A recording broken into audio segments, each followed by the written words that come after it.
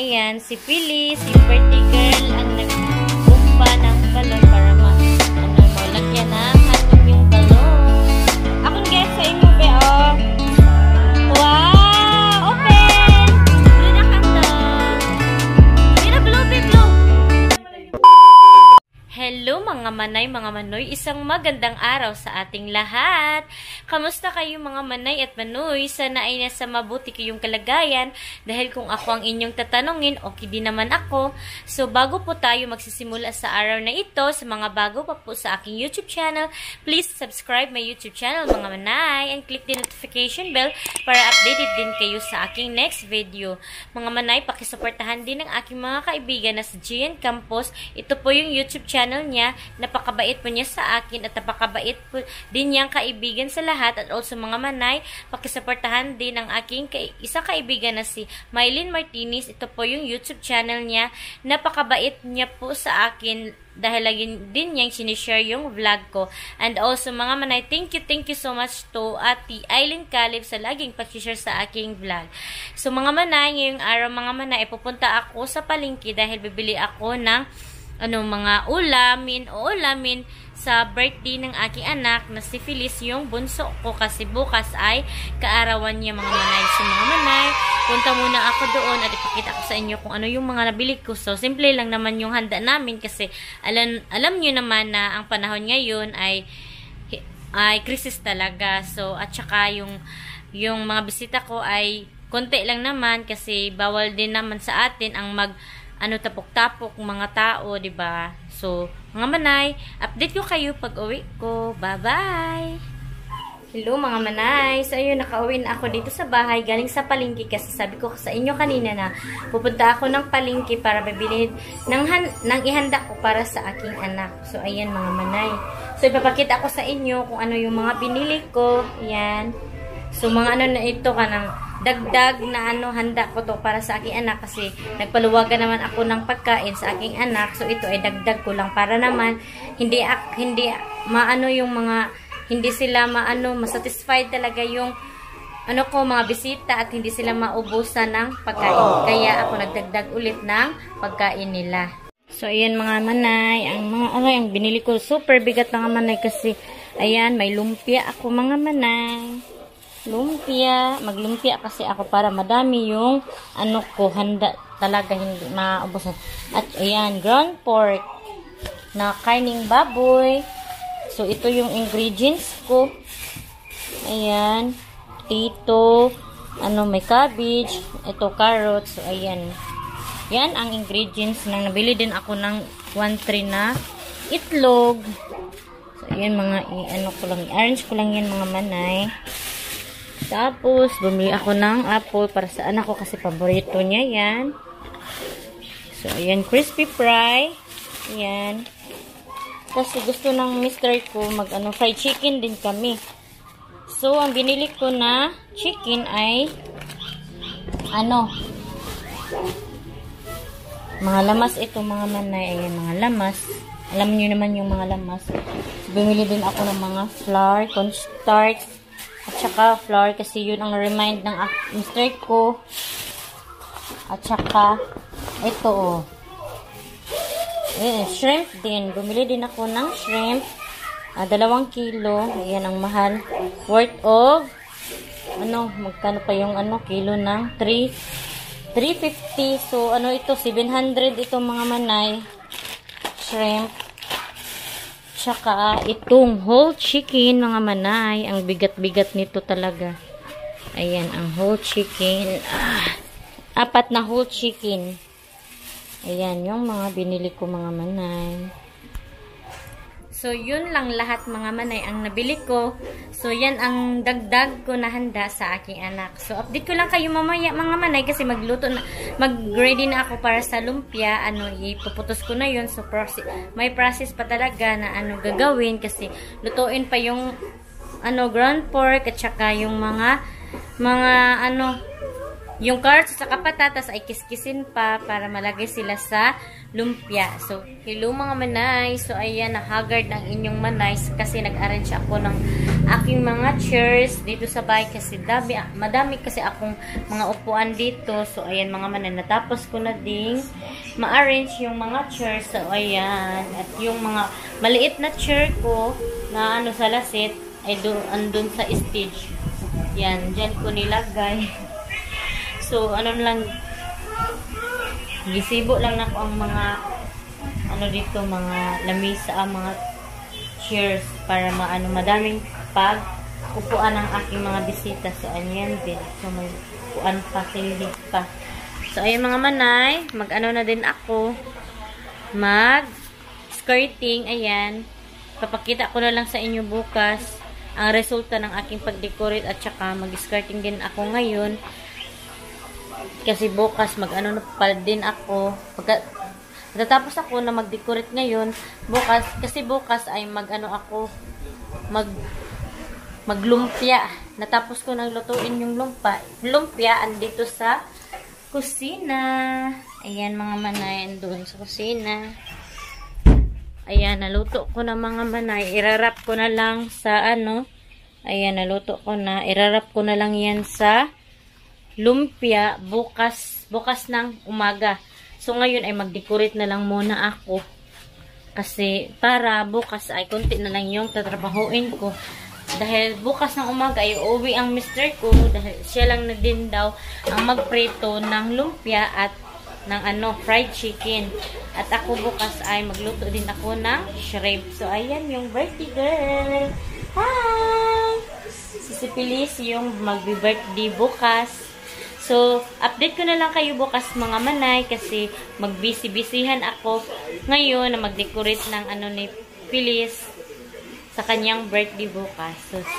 So ayun mga manay, sila yung kasama ko nagpaburot ng balon. Ayan, si Phyllis, yung birthday girl, ang nagbumba ng balon para malagyan ng hangin yung balon.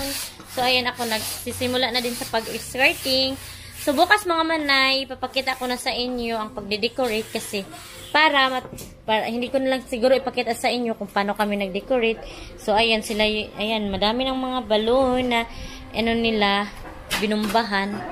So, ayan si Phyllis. So, napaka-excited ni Phyllis sa kanyang birthday. So, ayan. So, bukas na mga manay, i-update ko na lang kayo bukas mga manay.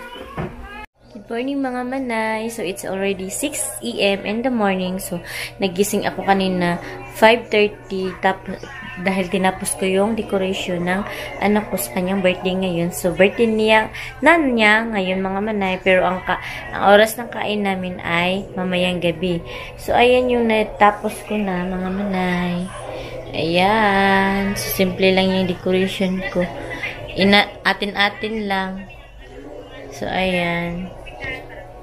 So, mga manay, magluto na muna ako ng ulam namin kasi breakfast. Pero, kagawa na din ako ng lumpia kasi hindi ko nagawa kagabi kasi nga, tinapos ko yung skirting ko. Ayan yung skirting ko. So, mga manay, see you later, mga manay. So, mamaya na siguro kayo isama ulit pag party na talaga. At uuwi na din yung mister ko ngayong araw kasi syempre naman birthday na kanyang bunsong anak. Hello mga manay! So galing kami sa Friends, bumili kami ng mga foods na kulang dito sa birthday ni Fiana at saka dumating na din yung cake ni Fiana, ni Phyllis. Ayan. So little pony yung motif niya at yung mister ko ay andun sa so ayan si mister nag-mix siya sa ihahalo namin sa fried chicken kasi mag-fried chicken din kami at ayan magluto din kami ng adobong baboy kahit may catering nagpaluto kami ng paluwagan pero baka kulang yun kaya ayun nagdugang din kami ng kulang namin. So ayan yung fried chicken at saka shrimp. At saka naglumpia din ako. Atong lumpia ka. So, ayan yung lumpia. Ipiprito lang namin yan. So, at para may madugang-dugangan din yung namin, handa. Sa Tagalog sa madugangan ka. Madagdagan. Para madagdagan. So, ayan mga manay. Ang hagard-hagard ko pa mga manay. Kasi mamaya pa ako maligo. Kasi, alam nyo naman, nag-prepare ng kay Phyllis na handaan. Tsaka, bumili din ako ng gift ni Phyllis. Hindi alam ni Phyllis na may gift kami sa kanya. So, mamaya na lang pag na party na char. Para ma-surprise naman yung bata. So, mga manay, update ko na kayo. Kulang kayo pag tapos na kaming maluto at saka may handaan na. So, at yan, bumili din kami ng mga cook. Ayan, yung cook, mga letro. So, yan lang ang, yung mga plastic lang yung binili namin. So, tatlong cook, dalawang royal at saka dalawang Sprite. So, yan lang ang binili namin para mas makasave mga manay. Kasi mas makasave pag yan ang binibili mga litro. So, ayan si Mr. Busy din siyang nag-mix sa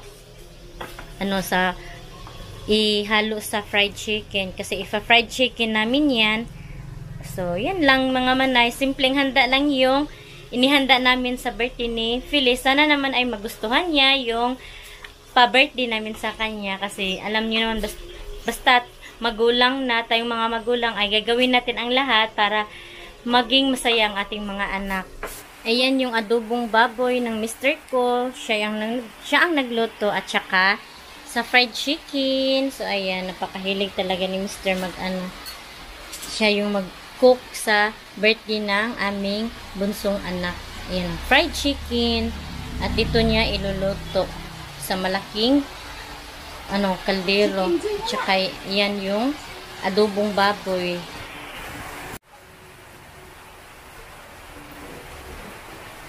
Ingon si katong sila nang sa bangko kento ang obat sa bangko sa una.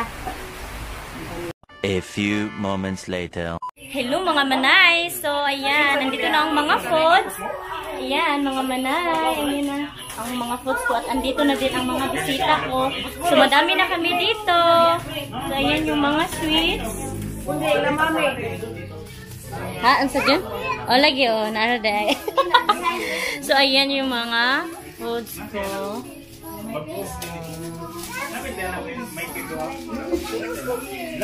Pakita na ako na yan, tete. So, ayan, ang mga bisita ni Fiana. Mga bata. Na. Ayan, kapatid ko. Si Mama. Si Mama yung mag-pray sa birthday ni Phyllis. So, ayan yung cake, yung mga sweets. Oh.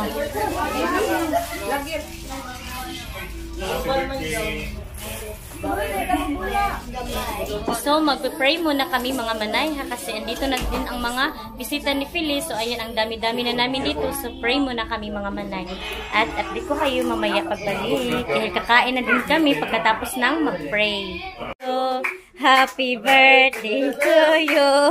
Happy birthday, happy birthday.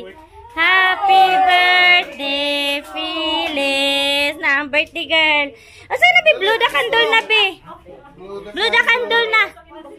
Blow the candle, Cabs. Blow the candle, be.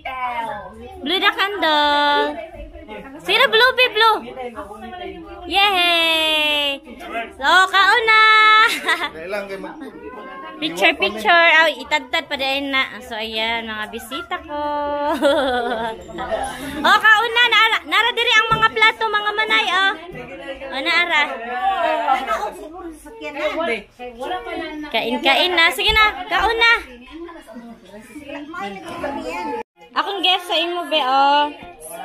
Wow! Open!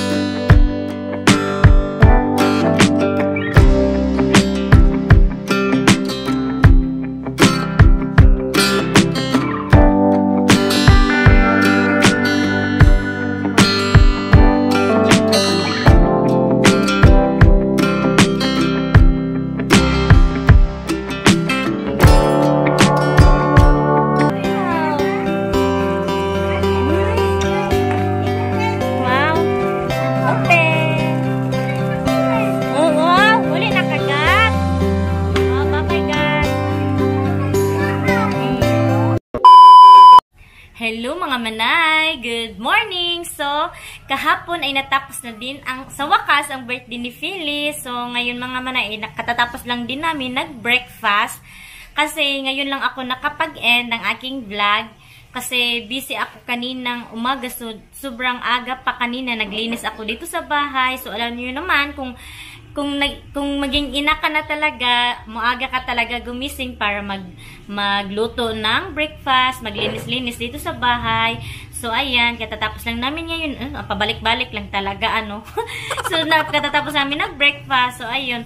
So, mga manay, sobrang happy talaga ni Phyllis sa aming regalo sa kanya kasi kahit na mumurahin lang yun, ay sobrang happy-happy niya at makikita talaga natin ang kasiyahan sa kanyang mukha, mga manay. So, kami naman ay sobrang happy din namin ng kanyang papa kasi ginawa namin ang lahat para maging masaya yung anak namin kasi alam niyo mga manay, kahit mura o mahal man yan or ano pa yun, kahit anong uri ng bagay or ano pa yung maibigay ng anak natin, yung kasiyahan talaga ay hindi talaga mabibili ng kahit na anong salapi. So, ayun ba? Ano ba yan? Oy, pasensya na kayo mga manay kung baloktot pa din yung Tagalog ko. So, straight talaga ako na Bisaya talaga mga manay. So, pagpagsensyahan nyo talaga. So, pero trying hard ako na maging marunong magtagalog. So, mga manay, so, ayan, hindi pa ako nakapaghilamos kasi sobrang aga pa talaga.